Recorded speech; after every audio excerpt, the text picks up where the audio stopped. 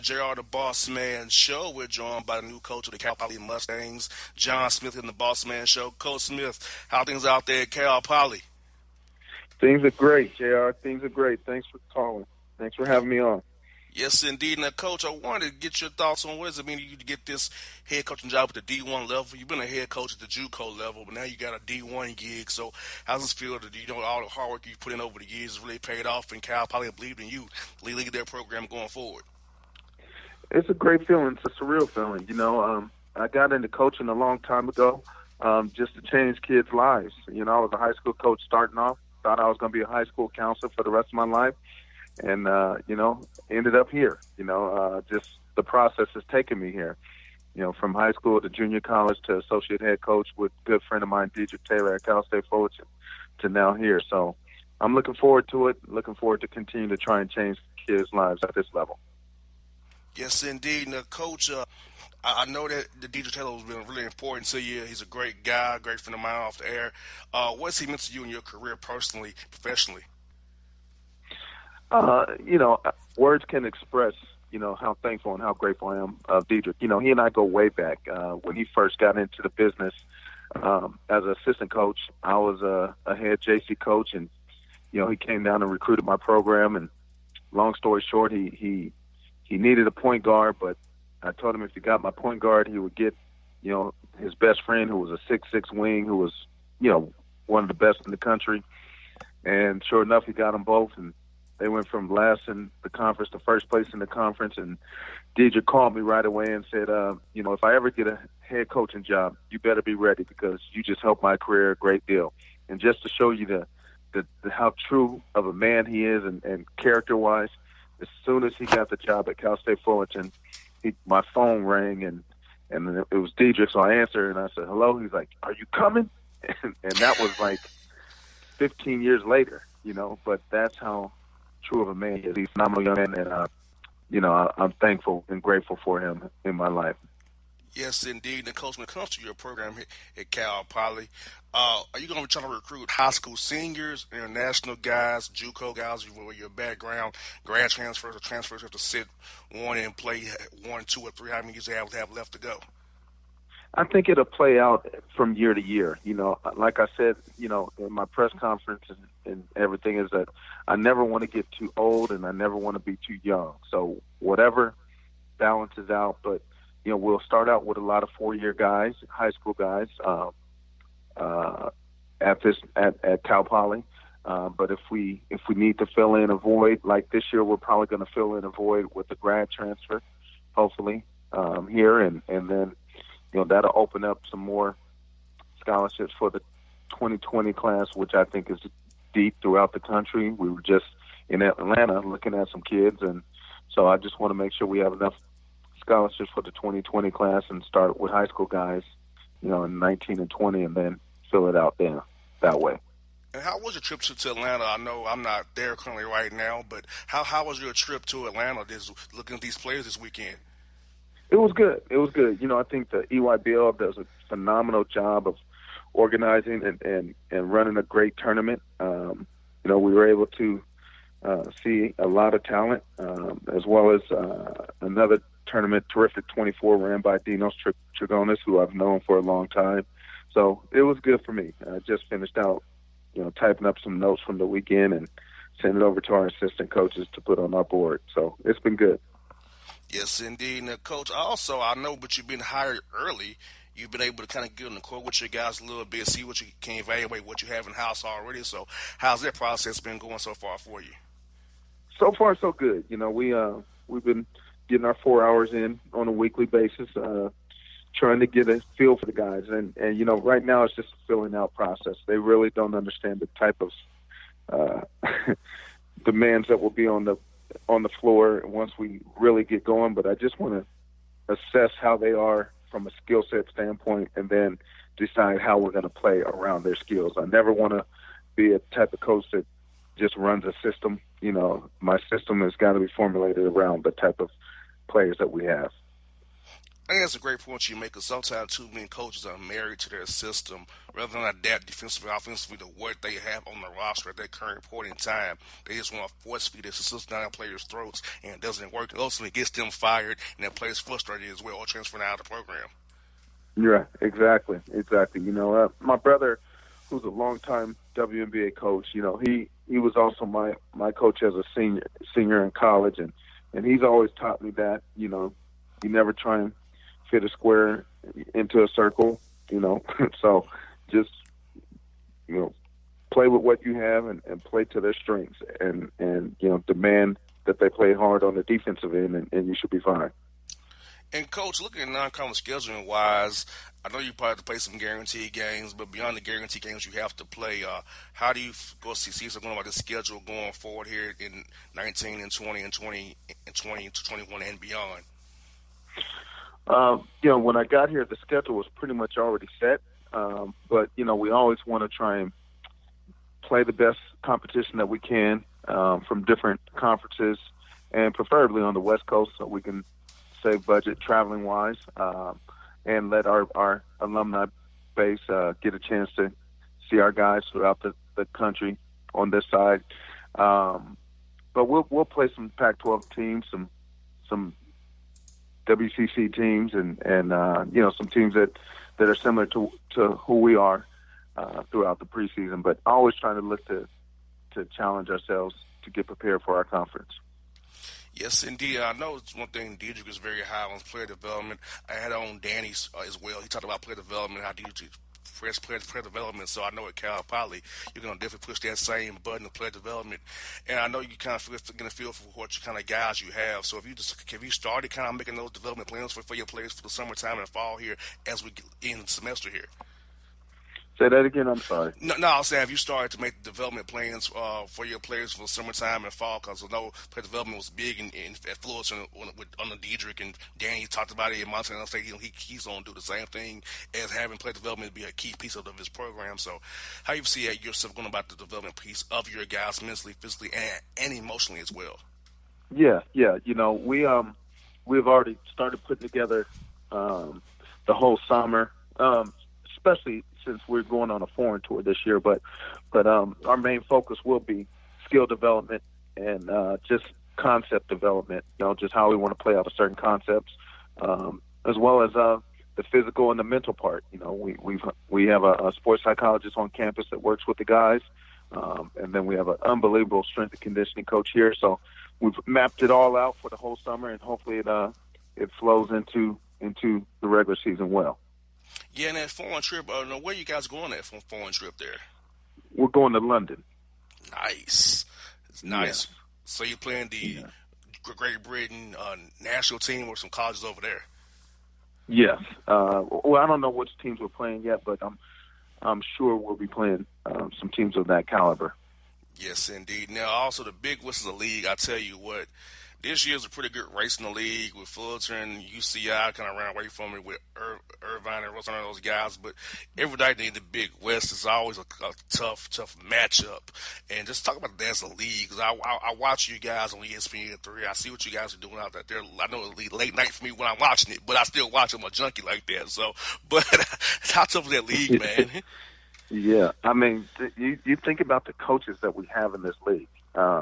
Mark Gottfried, who coached at UCLA, won a national championship, and has Jim Herrick on his bench. You have Deidre Taylor, who coached with Herb Sendek. You have,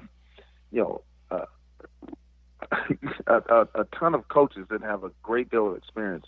Munson, Turner, Russ Gannott, and you look at and Jim Les. I mean, you look at David Patrick. Everybody has had a history of success wherever they've been. So the coaches here, night in and night out, you're in for a dogfight, and they do a hell of a job preparing their team. So it's a great, for those of us that get into coaching and love the chess match, this conference is just that. It's a chess match every night, and it's phenomenal. It's great to prepare for it, and I look forward to it this year. Yes, indeed. Now, Coach, I want to ask you what some rule changes maybe because I was covering the NIT this year, and I kind of saw how they did use the expanded lane, the 3-point line, being stand a little bit there, resetting the fouls at 5 after 10 minutes of the half there, and I'm thinking maybe extend it, maybe do the 20-second shot clock or advance the ball at the end of the game. What are your thoughts on the rules they're trying to change for the game and kind of experimenting in the NIT? Do you want to see them implement it fully in D1 going forward? The only one that I would love to implement is probably going to 4 quarters and advancing the ball during the timeout. You know, we're the only sport, we're the only basketball entity that still plays halves. I mean, when you look at it, you know, high school plays quarters, women play quarters, pros play quarters, but men's college basketball is the only one that plays halves. And so I would like to see that change, but also advancing the ball, you know, it helps elevate that chess match that I was talking about. If you can advance the ball during timeouts late in the game and you know, diagram a sideline out of bounds play to put pressure on the team to stop you. So those things are things that I'd love to change. And, you know, they're talking about speeding it up with you get offensive rebound, putting the shot clock at only 20. And, you know, I would like to see that as well, you know. So, but, you know, those are probably the only ones that I would want to see changed. Now, Coach, I think with the quarter thing is really good. Say, for instance, you're down big at halftime. You can say it's cut it by the end of the third quarter, not in 10 minutes of the second half. I think that mental mindset of having a quarter, another quarter to go, to get the league down, helps the guys, those young men at halftime, not be so down. They're down by 15 or 20 going to that break there. Exactly, and I'm always talking to our guys about compartmentalizing their life, and you know, basketball is a metaphor for life, and breaking it down in quarters compartmentalizes that. You know, you just focus on one quarter at a time, you know, and it helps them with not putting so much pressure on themselves of thinking about the whole 20 minutes. You know, you can break it down better that way. So that's why I like the 4 quarters. And, Coach, that's what I got for this. I know when you get a new job, it's crazy. You've hired working 18, 20-hour days. So how has these days been meeting with the 8 athletic departments, presidents, the boosters, alumni, players, people in the community who want to come and by and see you? How's that been?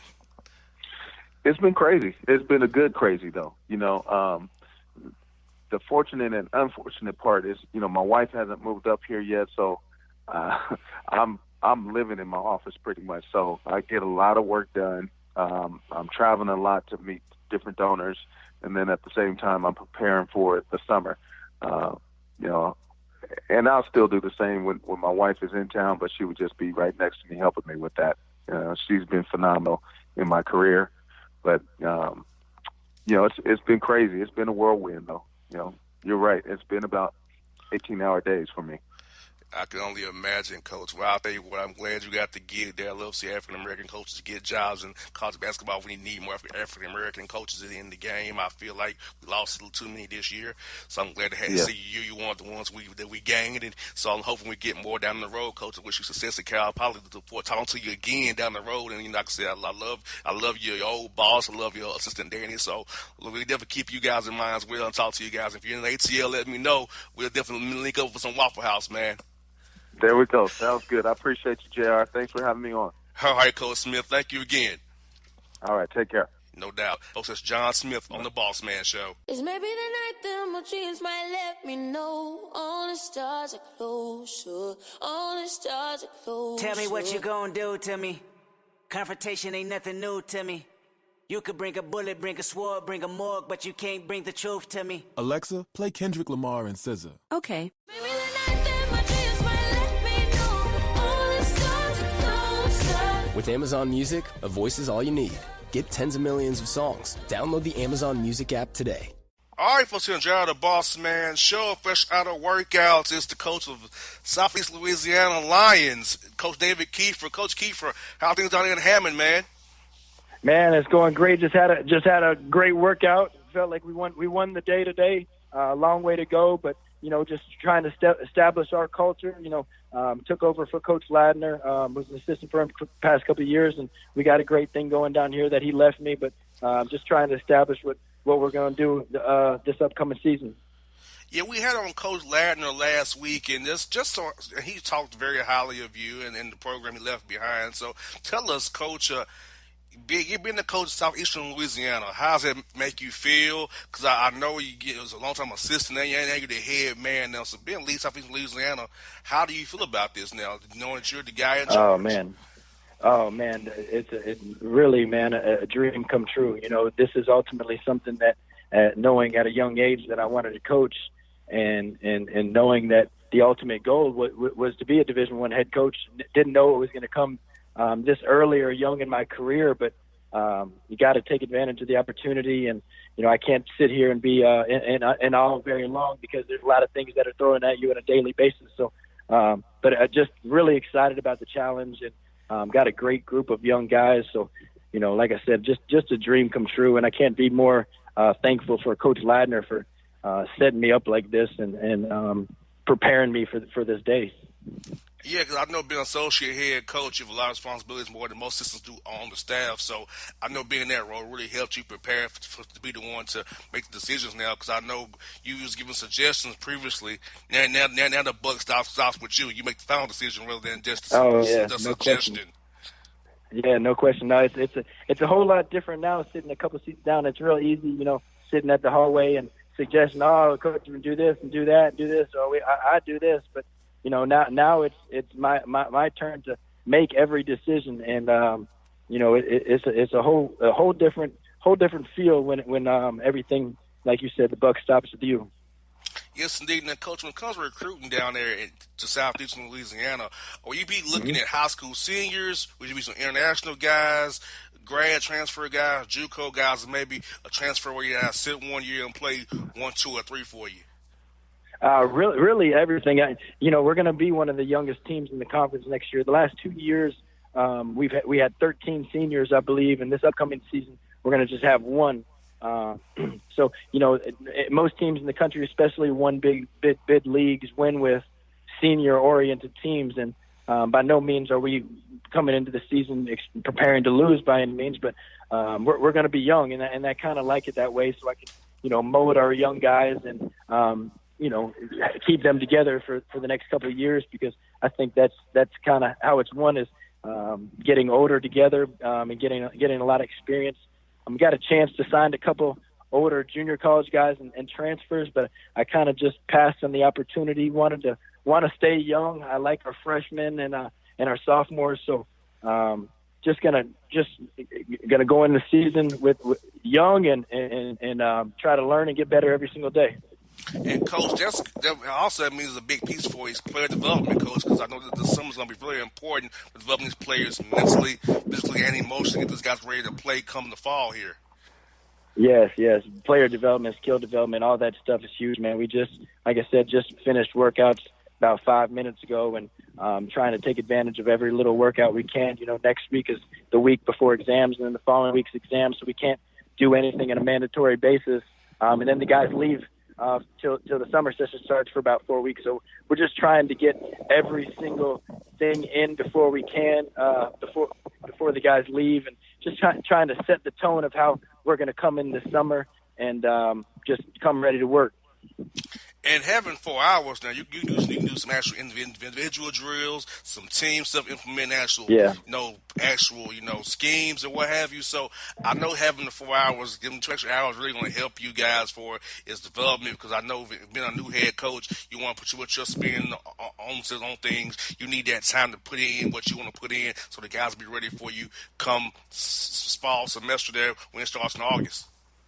Oh yeah, for sure, man. The 4 hours is huge. You don't really want to go over 4 hours, because you don't want to overdo it so far away from the season. But if you're a Division I athlete, you're always Division I athlete. So you got to make sure you're staying in shape, you're getting your shots up, and working on the little things.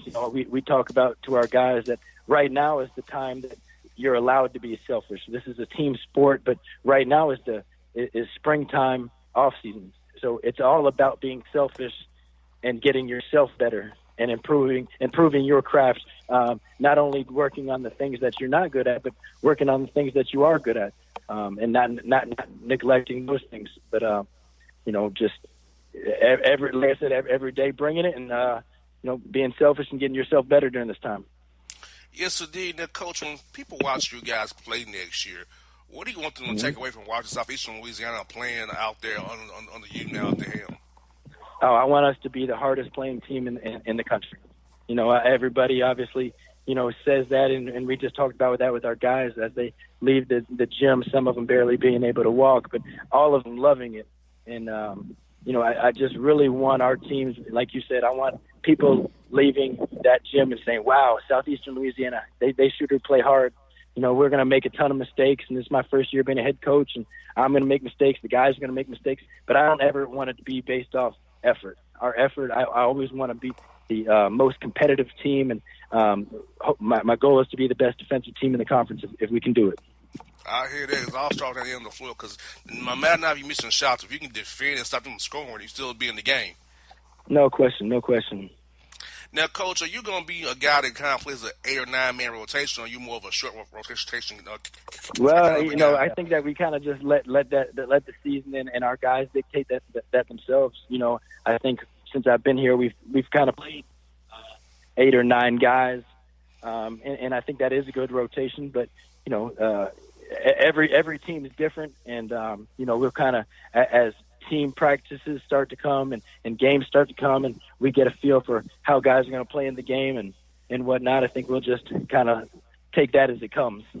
I hear that. Now, Coach, non-conference schedule-wise, down in the Southland Conference, you have to kind of play some guarantee games, raise money for the school, Yep. which is understandable. Beyond those guarantee games, what kind of games are you trying to play in non-conference for your guys going forward with your team being so young? Yeah, we've got a couple. We're allowed to play 4 non-Division I games. We're going to play 2 or 3, I believe, just to get some home games. It's so hard to get home games when you have to play guarantee. And this year they've added 2 more conference games. So we went from 18 to 20, and that's going to be the first time we've done that. So that's shortened our non-conference schedule. But we've got our guarantee games, and we also got we try to play all the Louisiana schools if we can. We'll be playing at Louisiana Lafayette. It was part of a 3-year deal that we signed. We're in the 3rd-year deal of that, and we're in the 3rd-year deal of a 4-year contract with Grambling. So we want to kind of continue what Coach Ladner did and try to play all the in-state schools if we can, and it makes sense, I think. And Coach Kiefer, who are some coach individuals who really help mold you as a coach and get you to the point you are today? Well, I would say first and foremost, Coach Ladner. I wouldn't be here today if it wasn't for Coach Ladner. He hired me first at Jones County Junior College as an assistant about 7 years ago, and he gave me another opportunity to be a Division I assistant here. So first and foremost, I got to give the shout out to him because I wouldn't be where I am today. But also mentors in my life, Frank Martin, University of South Carolina. I was a student manager for him at Kansas State when he was there, and also the video coordinator at University of South Carolina. He's been very close in my life. My high school coach, Randy Schumann at Boca Chica High School in St. Petersburg, Florida, and my dad, who's coach he's in the business side of the world, but he also coached high school basketball, volunteered for over 20 years. I hear that. Coach Martin's a great guy. I love him because of the show. He always gives us something that we can help us in our lives awesome. always. Yeah, he's awesome. And Coach, the Southland Conference is a league. I'll tell you what, it's a tough league. People don't really know how hard the ball you guys play down in the Southland Conference, man. From New Orleans to Sam Houston State, Stephen F. Austin, you guys. Mm-hmm. It's always a tough game in the Southwestern Conference, and you add 2 more games to it. I didn't know that. So as a league, let's tell our listeners how tough a league this is to play when the conference play starts. Every game is a dogfight in that league. Oh, no question, man. And everybody probably feels like that with their conference. But, I can just go off experience and what I know. Since I've been in this league, it's gotten better every single year. And I kind of give a little bit of that credit to Brad Underwood, who used to be at Stephen F. Austin as a previous coach when they went about 69-2 in conference play in a couple of years. And everybody else in the league just trying to get better to match them. And they've hired really good coaches, and teams have just kind of got better to try to catch up to them. And from top to bottom, man, the last 5 years it's got tremendously better. And just really good coaches. And, it's just every game, like you said, every game is a battle and a dogfight. And Coach, I'll cover the NIT this year with some of the routines they had for it, like the resetting the fouls at 10 minutes in the half, the wide in the lane, 3-point shot. I'm a big NBA guy. I cover the Hawks as my main gigs. I see advancing the ball in the games, shorten shot clock, resetting it at 14 after the ball's rebounded offensively. So, what's some rules you want to see them maybe changing in the college game? Maybe go to quarters after seeing what they're doing with the NIT experiment this past season? Oh man, I don't really, not a big fan of quarters. I kind of go back and forth with the whole advancing the ball. When you're on defense, you don't want them to do it. When you're on offense, you wish they could. So, me just being in my first year head coach and not having really had to have any experiences of having to deal with those situations in the head coaching role, it's not really fair for me to answer that question just because I don't really know. And to be honest with you, I don't care too much. Is whatever the rules are, whatever I say, they ain't gonna change it for me. So I kind of just we'll do what they want. I know I wouldn't be a big fan of the shot clock being any shorter, just because I think that kind of helps us to teach the game a little bit. And any shorter with it's not the NBA where you got guys that can dribble the ball up the floor and make 30-foot shots contested. If they do that in college, the talent level is not as good. So I just don't think you would see the good offense that would be running, and I think it just would come down to a lot of one pass shot or no passes shot. I'm not a big fan of that. I think the 30-second clock is good enough. And, Coach, for my listeners out there who want to maybe see you guys play and want to come down and watch you play, I want to ask Coach this question. What's some good places to eat when they come to Hammond to watch Southeast? Oh, man, a bunch of good places, man. They got Tommy's Pizza with the sweet sauce on there. You got to ask for the sweet sauce right downtown. Some of the best pizza I've ever had. Our Mom's Hamburgers, great hamburgers, both places downtown. There's a new steak joint, 131 Steakhouse that's real good. They got this is Louisiana down here, down by the bayou. So we got that's all there is down here is good food. You can't have more than enough places down here. I hear that, Coach. My listeners love to eat, so I know I give them the hook up on the food, man. They love to eat around here, man. Come on, just tell them to hit me. There's tons of spots down here, man. Yes, sir. Well, Coach Kiefer, congrats on getting this job, man. Thanks for your time today. Look forward to talking to you again down the road. I really appreciate it, man. No doubt, Coach. Anytime, feel free to come on the show. If you even got a kid from Atlanta you recruit or want to bring into your program, let it have him on the show. So, like I said, a lot of coaches come here trying to find players. So, a lot of players here, Coach. You come on up here. We got somebody you can use one way or another, man. Oh, I already know. I really appreciate you having me. That means a lot. All right, Coach Kiefer. Have a great day, man. Good best luck to you. Thank you. All right, there's David Kiefer here on the Bossman Show, people. Till the tears run down from my eyes, Lord, somebody, ooh, somebody, can anybody find me somebody to love? Alexa, play hits from Queen. Okay. Somebody to love. With Amazon Music, a voice is all you need. Get tens of millions of songs. Download the Amazon Music app today. All right, folks, in the jar, the Bossman Show, standing in the OVC. My conference, as you all know, I'm a TSU alum, and joined by the new head coach, SIUE Cougars up in Edwardsville, Illinois, Coach Brian Barone, the Bossman Show. Coach, what's up in Edwardsville, man? It's a gorgeous rainy day, but a lot of smiling faces getting ready for finals next week. So it couldn't be a better day. Yes, indeed. And, Coach, the good thing about you getting this gig is a lot of players know who you are already. It's not a big adjustment for a lot of the guys who's recruiting, guys on the roster, so they know who you are. So how's this little period been, kind of get the guys, working them out a little bit, kind of get a feel for what you got, keeping guys around? How's that process been for you so far? It's been great. It really has been. It absolutely, being around a team that already knows me and we know each other. The biggest asset that we're bringing one another and that I'm bringing to these guys is I've had a relationship with them. Sometimes coaches don't have relationships with their guys. Unfortunately, it's something that, I was taught when I was young through my dad and all his coaching that, you better have a relationship, and it better be genuine, because you're going to give them messages, good and bad sometimes. And those are the kind of guys that are going to go to fight for you, and you're going to fight for them. So the adjustment's been great. I haven't really stopped since I've gotten the job, but I'd rather have it that way than any other way. You got that right, Coach. I know sometime when you're the assistant coach, you're the guy they vent to about the head coach wanting to play more. Yep. So how does that work there since you moved up a seat now, so then they can't vent to you anymore because you're the guy making the calls now. Now I kind of say, let me talk to coach about this and suggest the coach to play you a little bit more here or there, give you a different set here or there. How's that part been so far? I think, you know what I do? I sometimes try tricking them. I go sit in my old office, and then they come vent to me about me, and they don't realize I'm the head coach. I go over to the office and the head coach's office, and then I yell at them for talking bad about me. But that's not.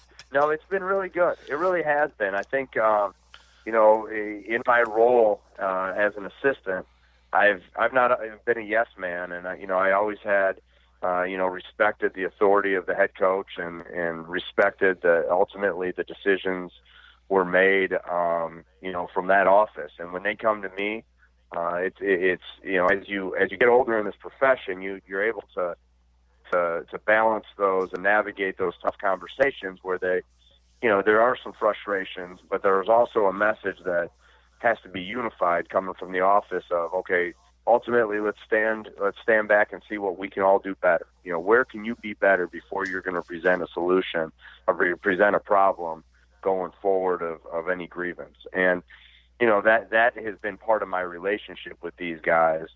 So I think they understand that, they still can come to me, but even last year and the year before, they had to come to me with a solution and not just a problem. And that's one thing that has really helped with this adjustment. Yes, indeed. And Coach, also now the buck stops with you now. You're the man making decisions. It's not a suggestion you're giving to Coach Harris anymore.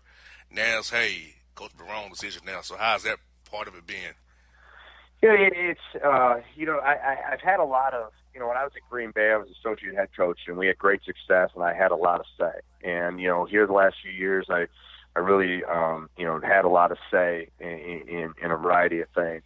But the difference is you have all the say now, and sometimes I could present a problem and a solution, and hey, here now I didn't have to make the decision. And now it's just every decision that has to be made in terms of, and really everything. When should the players come back? When are we starting lifts? When are we, doing the housing and all that kind of stuff? So the time gets away from me some days, but the organization, having a great staff, has really been helpful in that regard. And Coach, I talked about a little bit off the air with you that the location of Edwardsville to St. Louis makes it a good prime spot because you might be in Edwardsville, Illinois, but you're not really that far from a big city, say St. Louis. So you can sell that to guys and say, hey, St. Louis is right over the river from us. You got a great area for basketball, a great area to kind of enjoy life and experience life as well.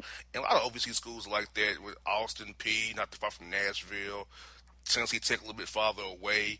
You got different schools in OVC, Belmont, TSU right there in Nashville. So, in OVC, a lot of good towns, a lot of schools within this of a nice city, so guys can come play at OVC school. Also get a good second chance as well, Coach, because you can guys get JUCO guys, grad transfer guys, international guys, high school senior guys, and a sit guy and play 2 or 3 for you. Absolutely. I mean, the location is prime, like you said. It's great for so many reasons. When you're educating somebody on, what we're about, here's my vision, here's what I want to do. You allow them to envision where we are located just by simply saying, hey, we're right next to St. Louis. Our guys' apartments, actually, you can see the arch from our campus. That's how close we are. But there's also that college atmosphere because we are kind of separated enough by the river and things like that. But you're dipping into the Indianapolises, the Chicagos, the Memphises, you get down to Nashville. All those areas are just prime spots that other people want to be at too. And, it's a huge selling point. The OVC is a great conference, 2 teams in the tournament this year, 2 wins in the tournament. Edwardsville is a great community, has great support. It's a sports crazy area. I mean, you got the Cardinals, you got the Blues, So people are educated sports fans as well. And, you couple that with the education that we have in a great institution. I have a lot to sell here. I really do. And it's exciting because I'm not, I'm a creative guy. I like to think outside the box. But the reality of it is I can walk outside my door and there doesn't need to be a whole lot of creativity sometimes. I just have to speak the truth. And that's more than some places I've been and more than some places have. Yes, indeed. You kind of remind me of Northern Kentucky because I know John Brennan right there in Cincinnati would just say the same thing you just said. Cincinnati's right across the river from us, 7 miles away from Cincinnati. So, you're in Kentucky. You're not that far from a nice place in Cincinnati if you want to go that route. So I think having that good college lifestyle in a small town, college town, but have that big city right across the river helps sell it. And plus, you're in a great area, great education, and plus you're in OVC where even though Belmont, Austin P, and those guys have been good for years, it's opportunities to leapfrog them if you get the right guys in there. Hey, you're absolutely right. You really are. The conference has a tradition. Edwardsville has a tradition. I mean, granted, it was Division II, but there was great success here. Elite Eight runs and very good teams. Whenever you have a place that has tradition, no matter what level it was, that shows that it can happen again, and that shows that it will happen. And my energy and passion and enthusiasm for where we're going to be, and the work ethic that myself and my staff and my team's going to have, we want to be that team. When you're talking to somebody else, you're talking about Edwardsville and how good of a league it is because, look what Edwardsville is doing now these last few years. And, I'm excited about that challenge. And I'm also, blessed to have this opportunity. I definitely know that. And Coach, these workouts you have in these 4 hours you have there that you had this spring come up in the summer here, player development is going to be very key. So you see us doing some team drills in the summertime, or maybe focus on the guys develop, trying to get them to develop one new thing this summer to connect with for the fall to make life easier on you guys as you guys play the schedule coming to this next season here. Yeah, I mean, absolutely. What you want to do is in these summer workouts, you have the ability to have the whole team in, and then you can break it down through individual workouts too, whether you want to do guards and bigs for lack of a better term, just to kind of simplify it. But my goal is that we're going to do a lot of team stuff. All right, you play 5-on-5. We're going to develop our skills. We're going to work on our weaknesses and strengthen our strengths. And we're definitely going to develop our skills and work on our skills. We're going to individualize our workouts this year when we're going the one-on-one type of deal. If one guy needs to work on going left, we're going to spend a lot of time on him going left or finishing at the rep. And then we're going to spend a lot of time as well doing it all together. So, we're all pieces of the puzzle. It's obviously a simple analogy, but we need to keep on putting that together every single week. We got to get used to each other, pushing each other, demanding of each other. And, that's just going to make all this so much greater when the pieces all truly come together and you see this picture of us having some success. And non-conference schedule-wise, Coach, I know you it's probably done for next year. Outside of the guarantee games you have to play to raise money for the athletic department, how do you see yourself going about these games, trying to get 2-for-1s, get people come to play you at your place? You go there twice. The non-exempt tournaments, playing some high major schools as well. Some guys regionally. How do you see yourself going about that non-conference schedule going forward? One of those things, in scheduling is so much about relationships. It really is. We were at Green Bay, and Tony Bennett played at Green Bay, and he was gracious enough to play us 2-for-1. So we went out to Virginia twice. He gave us a chance to kind of build our team. And the third year, he came back to Green Bay. And, Virginia's not coming to Green Bay very often. But he had, a great relationship with us on the staff and, had a special place in his heart. And, gave us an opportunity to say, okay, you built your team. And we ended up beating them. And, that was one of the years that they won the ACC. So those type of things can happen. I have a lot of relationships from being in this business for really my whole life. A lot of them are because of my dad and what he has done for me and building a reputation with my last name. And I always try to own up to or live up to what he has done. But those relationships from years ago are now some of those people putting those MTE tournaments, are called, the multi-team events. Where you're playing multiple people in one location. And those relationships are huge in scheduling. So that's one of the things that you want to do. You want to go back to that old school way of thinking. It's like, all right, you're a good team, I'm a good team, let's go. I'll come to your place, you come to my place, let's play. Ultimately, that's what you want to do. You want to go play teams and have good games, and that comes along with building your program, developing your players, and then definitely utilizing those relationships where people are willing to come to your place. And I remember your dad used to be at the Grizzlies, coach of the Grizzlies a few times. I know I've seen him on TV, so I'm pretty familiar with your dad, man. He did a great job with the Grizz, man. I used to watch their games on the League Pass there when it was at the Pyramid Yep. and the FedEx Forum. So I'm pretty aware of how your dad's history, man. So I was glad to have him in the show. So, how's your dad doing now? And I know he played a real key role in you being a coach, being in the industry you are right now. He's a fighter. He's unfortunately he was diagnosed right after the Memphis Grizzlies with lung cancer, and I guess cancer comes out of nowhere. So, but it's unexpected. You weren't you didn't know how to handle it. What he has done is he's faced it head on, and he's going on 5 years, and he's at a part right now where he's got another opportunity to really face it head on again right now. Another difficult stage of this disease is kind of battling him, and he wakes up, and I got it's a great support with my mother and him. Every day they're more concerned about us as they're battling this nasty disease together and leading our family, and he's really prepared me my whole life, but especially these last several years for when this opportunity came, and it came this year, to really take it head on and face it head on and move forward. And although he's not down here in my office like I wish he could be, I wish right now he'd sit next to me on the couch. He's not able to do that these days. But I can still call FaceTime and go visit him, and I see him, looking with pride in his eyes. That there's nothing that's going to change that feeling every time I see that.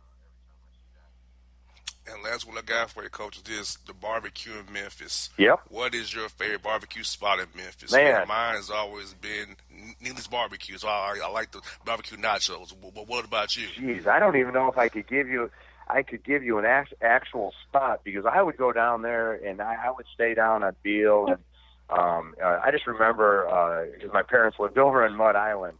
So we'd be down there, and I'd be eating for about 2 or 3 straight days, and then I'd get out of there. And we had Memphis in May. My brother always had a tent with a couple of the other Grizzlies. So I don't even know what exact place I was eating, but I know it was all pretty darn good. I do know that. Yes, and I love saying the Hawks. I also work with the Atlanta Hawks, so we stay at the Westin on Beale Street there, and Yep. I walk up and down Beale Street getting barbecue all the time.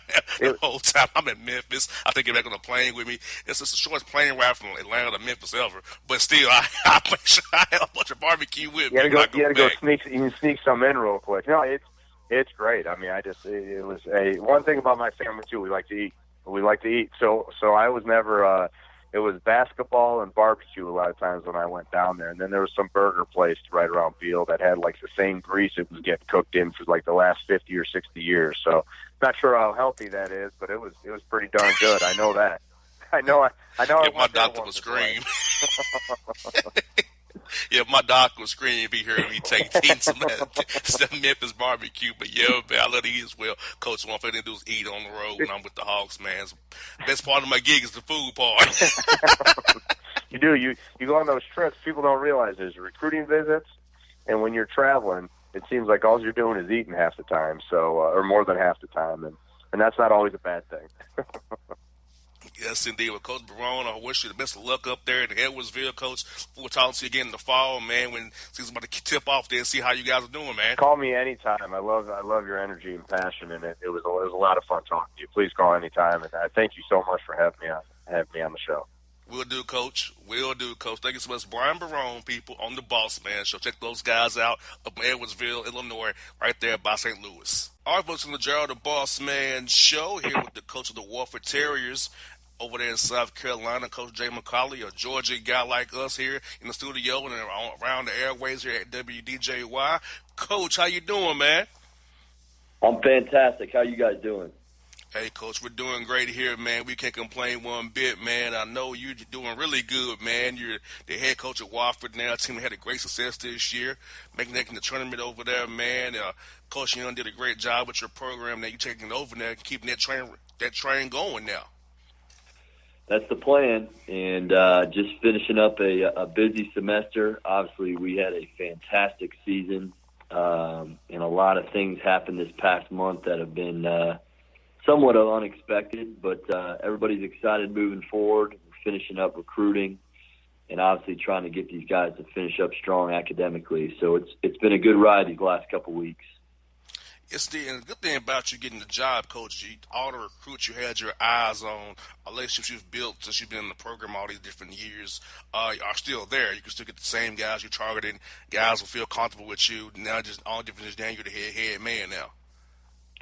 Yeah, there's definitely some familiarity, and the way our staff was set up, we were heavily involved with a lot of components of the program. So I think that's why the administration and our current players who are coming back felt so comfortable with me taking over. And we're going to try not to skip a beat. We're going to keep things moving along like we've done in the past. And, not a lot of things are broken here, so we don't plan on reinventing the wheel or trying to fix a lot of stuff.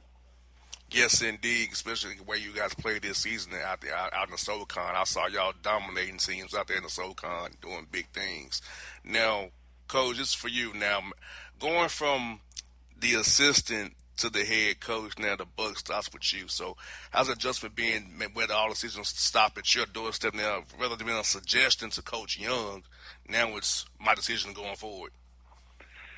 Yeah, I think, I've just tried to be myself. I'm not Coach Young. I'm Jay McCauley. I've got my own ways of doing things, but he was such a great mentor for me, and I've taken a lot of what he did along with other guys I worked for with me here these last couple weeks. And, just trying to be myself every day and trying to do what I think is best for our program. And, it's a little weird sitting in this new office. I still got to decorate it. It looks like a little prison cell right now, but I've got some things I've got to put up here on the walls because Coach Young had it all decked out, but that'll take some time, Don't feel bad, Coach. In my office down the hall from the studio here, it's pretty much nothing there but a desk and a laptop. I have no pictures. I have nothing up in my office.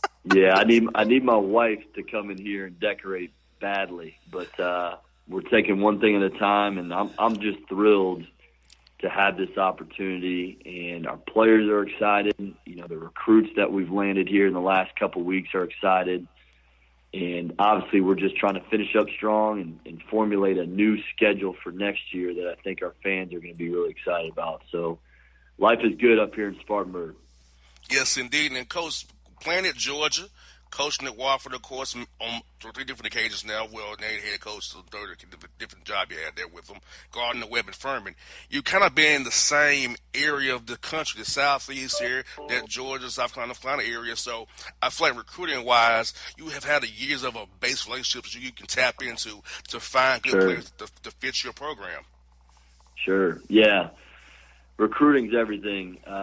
In college athletics, if you don't have good players like you saw us have on the national stage this past season, you don't have a chance. And it's about knowing and blending, whatever school you're at, their mission with what you want to be about as a team. And I thought out of all the places I've been at, I've been able to pick up things here and there in recruiting. But here at Wofford, there's just such a special type of student athlete that values the education that we have, that understands we've got top-notch facilities and we're not afraid to go out and play anybody on the national stage. So it attracts a certain type of tough, high-character kid that we love being around. We worry a lot more about just ball than all the knucklehead stuff that you hear around in other programs, which is kind of a non-negotiable here, to be honest with you. So our culture is very strong right now.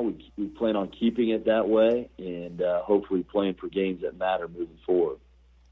And coach, you can get players 5 different ways at your program. You get high school seniors, grad transfers who sit one and play 2 or 3 for you. Also international guys, and you can get a JUCO guy because I mean you guys have that option to go all 5 ways, either be a first stop or second stop for a young man who's a second chance who may have messed up at the previous place, or they can play in town they wanted when they originally committed to.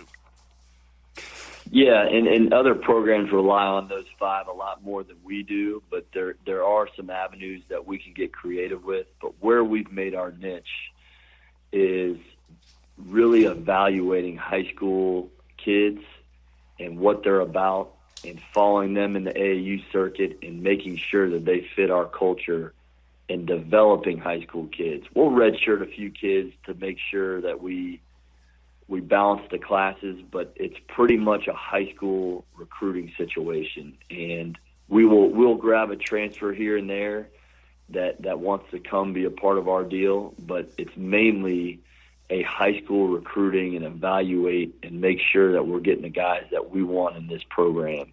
That's how we've been really good this last decade. And which takes me to the next point I want to make is the player development piece with you guys. I noticed that you guys get guys and they get better each year. Incrementally, they get better in your program. And that's a major thing because at the mid-major level, you have to have those junior and seniors that lead your team if you want to be really good. And you got to do a great job of developing the guys you get. They're getting better each year. Their stats improve each year. And that whole player development piece is the biggest part to me of a program beyond and scheduling as well. You're 100% correct. And we've developed 23 pros in the last decade. I mean, imagine that. At our level, the mid-major level, with all the transfers, the 850 to 900 Division I transfer epidemic that's going on, like, kids like being here. They like getting a degree here. They know we win. They know we develop. And at the end of their career, to know that they have the option to go play overseas or, in Fletcher's case, a chance to get drafted, and on top of that be set up with a profession earning a really good paycheck. I think that's why we've been successful. We've been able to keep guys here as opposed to guys bolting for other situations. Exactly, and what also helped you down was the 4-hour rule that they changed to give you guys 4 hours to work out in summertime and in the spring because the play development piece we talked is very important. So getting them extra time to do some team stuff you want to in the individual drills, work on the guys going left, or if there's things to come off the screen or what have you, you got time to do it more than you had previously. Yeah, absolutely, and it's funny you say that. We're trying to organize our summer plans this year, and we give the guys an option to go home 1 out of the 2 sessions. It's a long season. Obviously, we played all the way into March again. So we like giving them the flexibility to study abroad, go overseas, play in a foreign tour type deal, or just go home and train at their hometown. And I'm telling you, probably 80% of our roster is coming back to do both sessions. And it just goes to show you that it's a workman-like atmosphere here, and people want to be here year-round to train and, like you said, develop their skills. Yes, indeed. And also, Coach, I can only imagine the scheduling piece is harder for you because your guys are good. I know at the mid-major level, how much they don't want to play you all because you're good. You know, they don't want to give you what you want. So, the Lakers and the Knicks called me today. They want to play, but nobody else in Division I apparently wants to play the Terriers. So, if you know of anybody in Atlanta, give them my number. We got to get some games here because, you know, us beating a few really good teams the last few years because of the players we have has caused a few teams to hesitate to want to start a series or schedule a game with us. But that's a good problem to have. And we're not going to – listen, we played Kansas, North Carolina, you know, all these teams every year. We're not afraid to play them. We want to play them. We want to be on national TV. And I think it really makes us guys prepared for March, and that's why we advance. Not only just get there, we advance now. So that'll continue for sure moving forward. Yes, indeed, because you all are being great in the league, and just in general, SoCon as a league is being good. You know, Steve Forbes does a great job at ETSU. You know, you have West doing a good job at Greensboro. I mean, you guys were. I know we got Greg Gary now here at Mercer, down here at Mercer. I mean, but in the league, you see the quality of coaches and the teams there, man, and the league is getting better top to bottom as well. Lamont doing a good job with Chattanooga, and they got them going the right track. So as a league, talk about the league and how good the ball is getting as a whole from top to bottom there. Yeah, I just think the league is very very strong. The coaches in the league are fantastic. Now, obviously, I'm the new guy on the block. I've got a lot to prove. I get that, but the coaches returning and what they've done to build their programs is really impressive.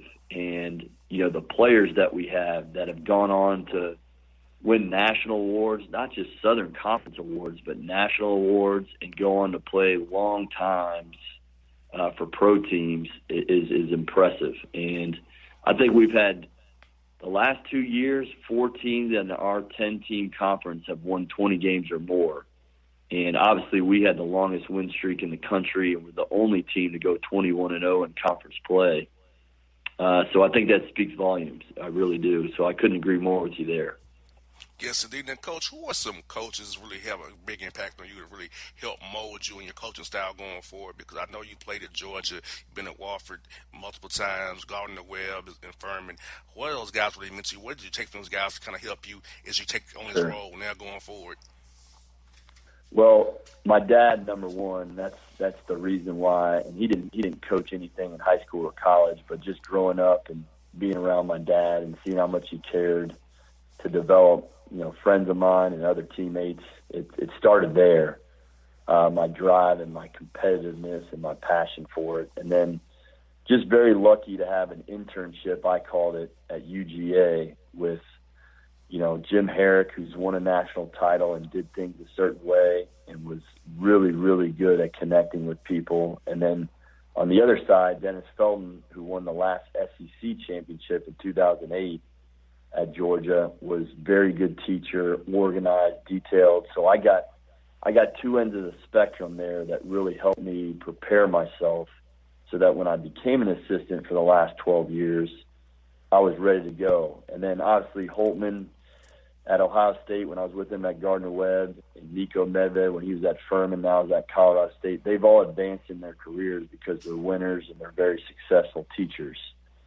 So, you know, you blend that with Coach Young, who I think is the best in the business in all facets. He gets it. He's experienced. He's won. I've been very fortunate to be a part of winning programs and great people. And I'm just hoping that I can, you know, take a little bit from everybody and put it into my own system. And I think we can do that here for sure. I remember when Dennis Felton won the NCAA championship at Georgia Tech. I remember that because I was there. I remember that. You were there?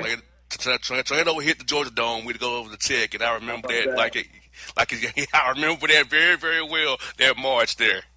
That was wild, and they only let 250 people in there, so it felt like a scrimmage. And sure enough, it was just one of the magical weekends that happened in Atlanta, and just grateful to be a part of that, you know. Yes, indeed. Yeah, I mean, that's I was how old was I then? 20-ish, 21-ish. That during that time. So yeah, like Sure. I remember that very, very well. Speaking of Atlanta, Coach, when you're back here in ATL, I know you're a Marietta guy back here in the Atlanta area. What is your favorite spot to grab something to eat at, man? Because I know we got all kind of great spots around here. What's your favorite spot around here? Wow, that's a great question. There's a lot of good spots. I recruit down there a lot, so you know, there's things downtown that I like to go to, and there's also some things out in Cobb County where I'm from that I'm a little biased to. But, you know, I'm a college coach, so I'm always on the move. The quicker I can get through something and get it on the go and get to the next high school, that's kind of my deal. But you cannot go wrong in Atlanta or Marietta with the food options. There's always something good, and, you know, that's probably why I'm 20 pounds over my playing weight now. But we're working on that. So is my wife. Hey, man, look, when our studio is right here in Midtown Atlanta, so I'm always going up to Cobb County in the Cumberland Mall area, get something to eat. Marietta Diner a little bit, go up a little farther that way as well. So I'm over there over 400 to go up Alpharetta all the time, get something to eat out that way, man. I love to eat, man. I love going up and down 400 towards 85 and snacking while I'm in town. Cause my house is in Starbridge, so when I'm up this way, I got to make sure I make it count. You're telling me, JR, there's a ton out there, and that's why we love recruiting there. Being only 2.5 hours from Atlanta, it's a significant recruiting hotbed for us. So we'll continue to be down there. Yes, indeed. Well, I know you're gonna keep it going because I know you're a Georgia guy. I know you already know what's down here, and he's been in his backyard, right in your backyard. These great players we have here. So look forward to talking to you again, Coach McCauley, down the road, man. Best of luck to you. I'm glad you got the job. Always good to see a fellow Georgian doing well in the college basketball scene. Yeah, JR, thank you very much. Thanks for having me on. I enjoy your show, and anything we can do up here to help, just let me know. We'll do, Coach McCauley, anytime, buddy. Awesome. Take care. Have a good day. You too now.